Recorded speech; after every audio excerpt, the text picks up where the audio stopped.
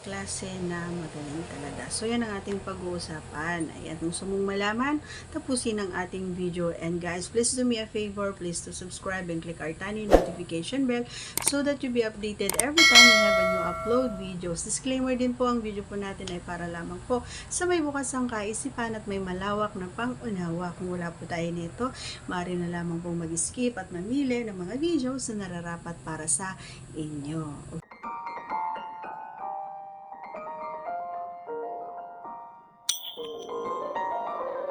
Okay, so paano ko nga ba nasabi yung ganon? Alam nyo kasi mga idol, kapag siya yung una, kapag siya yung unang or siya yung unang nagtrabaho, malamang sa malamang ay talaga naman na walang tulang kabi na talagang magaling talaga siya. And kapag minsan, doon mo rin malalaman kapag maingay. Ako kasi maingay ako. So, kaya nasasabi ko na magaling talaga ako. And, I am proud to myself na talaga naman na talagang satisfied naman din talaga siya. So, hindi ako nahihiya na gawin at pasayahin siya. At gawin ko ang lahat ng abot ng aking makakaya para naman, alam nyo kasi, parang price na rin nila yun, no, mga idol.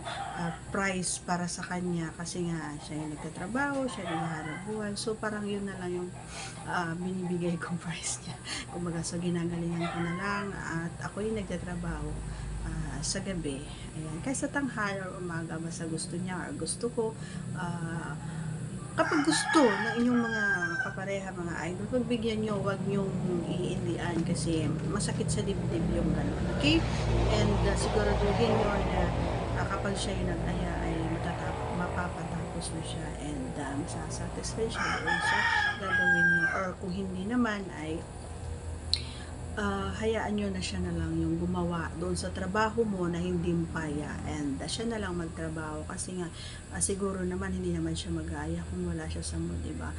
Ako kasi kapag ako yung nag-aya, ako talaga lahat hanggang sa matapos and sinisigurado ko rin naman na masaya siya in the end. Ganun lang naman yung importante ng mga idol, yung mapasaya ko siya, yung mapalabas ko siya and parehas kaming magsasabi ng ang sarap, ang galing, ang sarap.